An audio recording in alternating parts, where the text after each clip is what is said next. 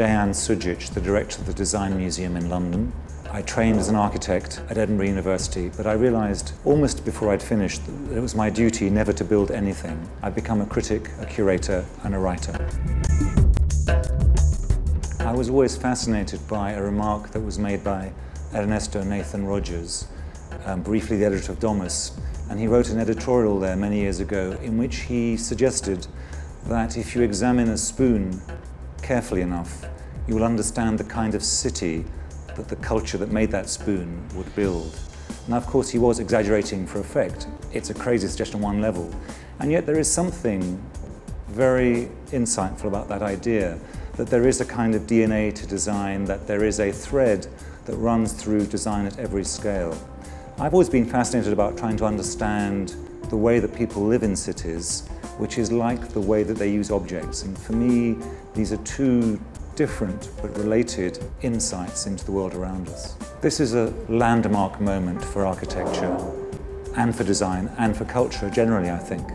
We have come through an astonishing period of insane growth, of development, of huge projects, the architecture of irrational exuberance. A generation of architects and designers have known nothing else. The challenge for their successors is to understand how to survive and how to operate in a very different climate.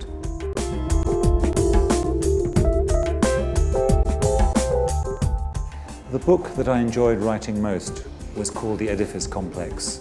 It was a look at why people really build things, as opposed to why they say they build them.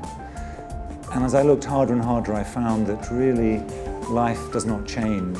Mankind has always built things to make a mark, for egotistical reasons, to show who is powerful, who is not powerful, to create a sense of national identity, to create reflections of ego. And that is still deep down behind some very major projects. Building tall is a way to show who matters.